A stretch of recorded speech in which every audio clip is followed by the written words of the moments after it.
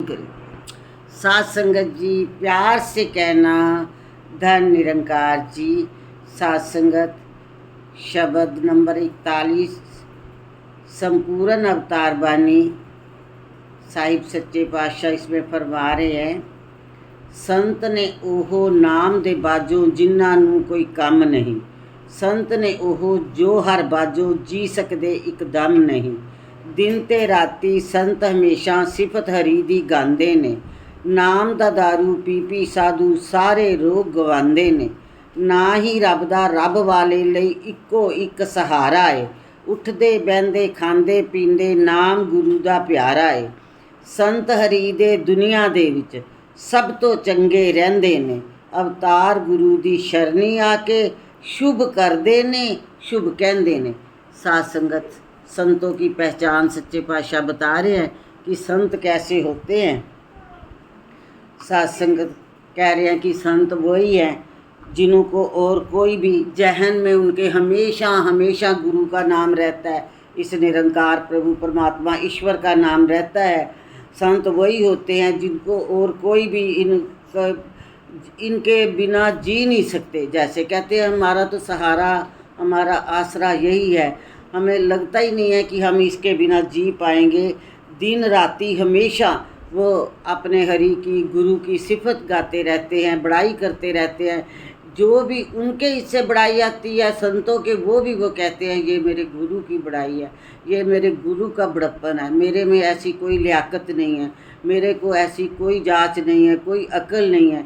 ये जो मेरे से काम हो गया, जहाँ जो मेरे से सेवा होगी, ये मेरे गुरु की बड़ाई है, मेरे साहिब सच्चे पातशाह ने मेरे से करवा लिया है। संत ऐसा ही कहते हैं। नाम दा दारू पी पी साधु, सात संगत नाम का दारू, नाम की दवाई लेते हैं सारा दिन, और ये नाम ले लेकर इसका अपने किसी भी रोग को पास नहीं आने देते, क्योंकि ये इसका नाम लेते हैं। उठते बहंदे खांदे पींदे नाम गुरु दा इनको बहुत प्यारा लगता है। ना ही रब दा रब वाले लिए एक ही एक सहारा है। सात संगत जब भी वो बोलते हैं यही बोलते हैं कि मेरे पास मेरा सच्चा पातशाह है, मेरा सहारा है, मेरा आसरा है, मेरे को दुनिया की कोई डर नहीं है। तो सात संगत ये संतों की पहचान साहिब बता रहे हैं। संत हरि दे दुनिया दे। सात संगत ये इतनी बड़ी बात है, इसको समझने की बात है कि जो हरि के संत होते हैं। अब दुनिया कितनी बड़ी है, कोई इसका भी और छोर नहीं है। दुनिया भी बहुत बड़ी है, पता नहीं कितने आए जीव, कितने गए, कितने आ रहे हैं जा रहे हैं, कोई गिनती नहीं है इसकी दुनिया की। कहते हैं संत हरि दे सारी दुनिया तो अच्छे रहते हैं। ये कितनी बड़ी बात है। हम सोचते हैं कि कोई जो बहुत अमीर है वो बड़ा सुखी रहता होगा, जहाँ बहुत बलवान है, जहाँ तंदुरुस्त है, जहाँ पढ़ा लिखा है, जहाँ लायक है। हम कई तरह के अपने मन में सोचते हैं कि ये तो बहुत ही सुखी होगा, लेकिन साहिब सच्चे ने पातशाह कह रहे हैं सुखी होगा, लेकिन जो संत हरि के होते हैं वो सबसे ज़्यादा सुखी है। और उनका जो सुख है वो परमानेंट है, वो टेम्परेरी नहीं है कि आज तो सुख है कल वो फिर किसी बात पे दुखी हो गए, और आज फिर अपने आप को बड़ा सुखी खुश महसूस कर रहे हैं, कल वो फिर उदास हो गए।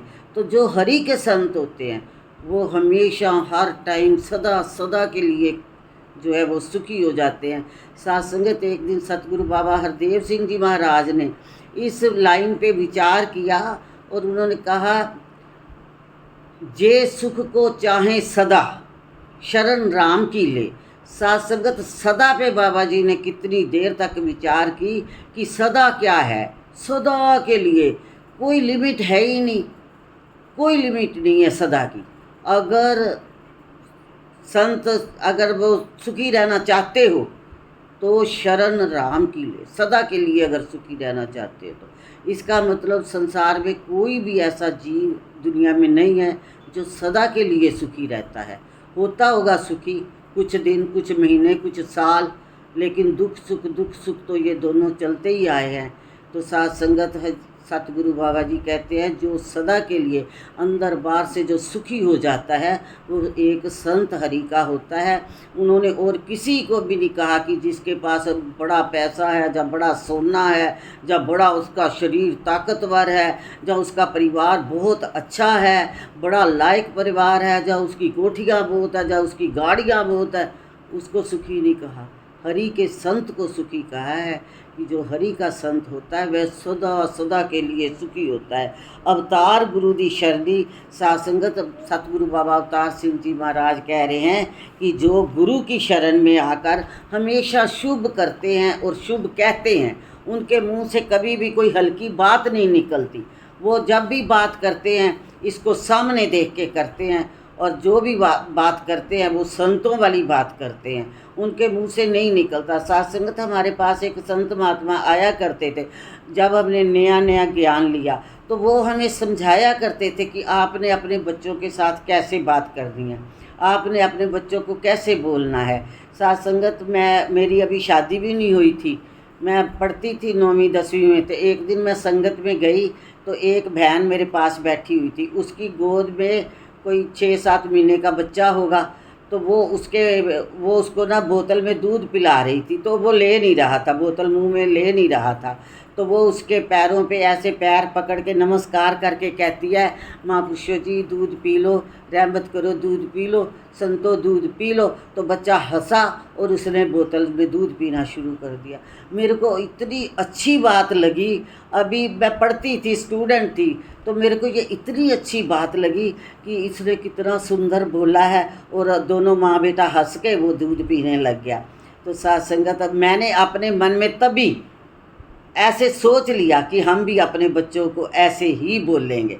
तो सत्संगत अब बच्चों के बच्चे भी कितने बड़े बड़े हो गए, लेकिन अभी भी सत्संगत कभी भी इनको कोई उल्टा सुल्टा शब्द बोलने को कभी भी ऐसा नहीं हुआ।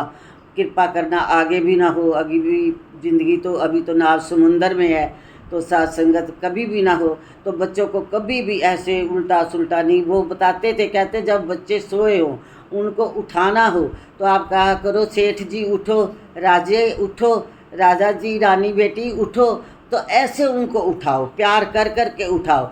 ये नहीं पहले वाली गंदी भाषा छोड़ दो कि इतना टाइम हो गया तो उठा, गुस्से वाली भाषा बिल्कुल त्याग दो।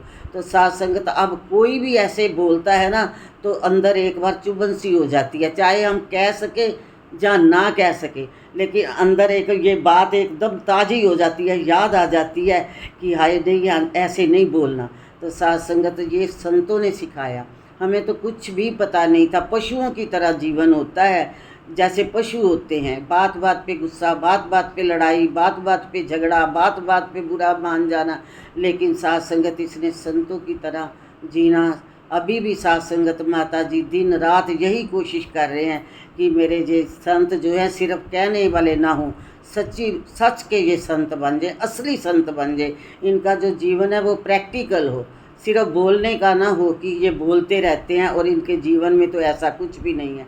सत्संगत ऐसा जीवन देना जो बिल्कुल प्रैक्टिकल हो, जो कि देखे तो उसे लगे वाकई जो सत्संगत जो विचार करता है, जो बोलता है, उसका बोला हुआ तभी अच्छा भी लगता है और प्रवान भी होता है, अगर उस बोलने पे उसका जीवन हो तो। नहीं तो उसका बोलना भी अच्छा नहीं लगता। और क्योंकि जीवन का हमें पता होता है, जैसे हम अपने घर में रहते हैं, मेरे बच्चों को मेरे जीवन का पता है। अगर मैं कुछ बोलूं बड़ा बड़ा तो सत्संगत बच्चे तो हंसेंगे मेरे पे।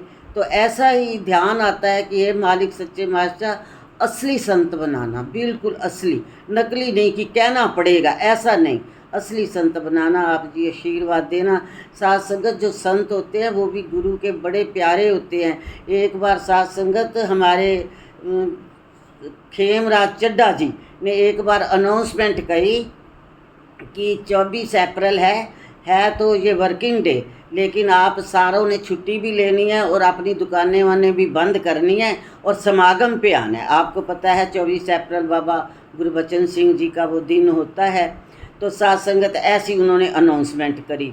तो जब घर आके मैंने बताया तो सत्संगत कहने लगे, ओ खेमराज जी ने कहा है ना, खेमराज जी ने कहा है ना, कोई बात नहीं। तो सत्संगत इस बात की कभी मतलब ज़्यादा परवाह नहीं करी। तो दूसरे दिन अपना ट्रक भर के माल भेजा। जहाँ माल जाना था वहाँ पे साथ संगत 8-7 दुकानें उस मार्केट की सारी बंद। कहते हैं यहाँ कोई झगड़ा हो गया है, कोई मर गया झगड़े में, तो इन्होंने दुकानें बंद कर दी हैं। तो साथ संगत वहाँ ट्रक खड़ा रहा। तो फिर माल वापस आ गया। जब वापस आ गया तो बहुत सारे पैसे ट्रक के आने जाने का किराया देना पड़ा और माल घर पड़ा था। तो साथ संगत यही ध्यान आया कि ये सच्चे पातशाह हमें तेरी बात माननी आ जाए। हम आगे की आगे तो बात सुना देते हैं लेकिन हमें मानना नहीं आता। तेरे को तो मानते हैं, तेरी बात नहीं मानते। तो यही आशीर्वाद दो कि हमें तेरी हर बात को मानना आ जाए। तू कैसे बोलेगा, किसी भी घट में बोलेगा, किसी संत के घट में बोलेगा, कैसे बताएगा हमें। तो साथ संगत बोला ये घट में, लेकिन हम पहचान नहीं पाते, हमें पता नहीं लगता कि हमने क्या। वही तो आवाज़ रब की होती है, वही आवाज़ निरंकार की होती है। हम समझ नहीं पाते, हमारी बुद्धि इतनी छोटी है। अभी अभी साथ संगत मैं एक जगह पढ़ रही थी, वो कहते हैं कि एक संत महात्मा होते हैं और वो एक जगह सुनसान जगह देख के वहाँ पे समाधि लगा के बड़ा सिमरन कर रहे होते हैं। सिमरन लगातार वो करी जाते हैं। तो एक आदमी भागा हुआ आता है, कहता है महाराज उठ जाओ, भाग जाओ, बाढ़ आ रही है। और बहुत लोग भाग रहे हैं इधर उधर अपना घर बार छोड़ के, बाढ़ जल्दी जल्दी बढ़ रही है, आप उठो। तो वो कहते नहीं आप जाओ, कोई बात नहीं है, मुझे नहीं उठना। वो अपना फिर सिमरन करने लग जाते हैं। तो दोबारा बहुत सारा पानी उनके गले तक आ जाता है। एक नाव आ जाती है, नाव वाला कहता है आजो महाराज जी, आप सिमरन इसमें बैठ के कर लेना, आजो आजो, नाव में पानी आपके गले तक आ गया, डूबने वाले हो गए हो, जल्दी आ जाओ। तो वो कहता है नहीं, मुझे रब बचाएगा। तो कहता है मुझे रब बचाएगा। तीसरी बार फिर वो आता है, हेलीकॉप्टर आता है, वो उसमें रस्सा फेंकते हैं। कहते हैं आजो आजो, बच जाओगे, आजो, रस्सा फेंका, जल्दी आ जाओ, ऊपर खींच लेंगे। तो वो कहता है नहीं, मुझे अपने आप मेरा परमात्मा बचाएगा। तो वो इतनी तेज़ बाढ़ का वो बहाव था, वो बहा के ले जाती है और वो मर जाता है। जब तो वो आगे जाके गिला करता है, कहते मैंने इतना नाम लिया, आप मेरे को बचाने नहीं आए, मैंने तो आपका ही सहारा लिया था, आपका ही आसरा लिया था, आप पे उम्मीद रखी थी।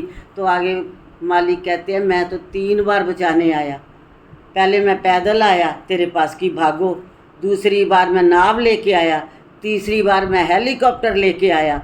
साथ संगत इन्हीं में बसता है ये कोई अलग नहीं है। इन्हीं संतों में कहते हैं बंदे को खुदा मत कहो, बंदा खुदा नहीं, लेकिन खुदा के नूर से बंदा जुदा नहीं। नूर इसी का बोलता है। साथ संगत आओ, कृपा करो कि हमें पहचान आ जाए, हमें एहसास हो कि हाँ यही हमारा सच्चे पातशाह हमारा आसरा है, सहारा है, और ये सहारा देता है। साथ संगत जी प्यार से कहना, तान निरंकार।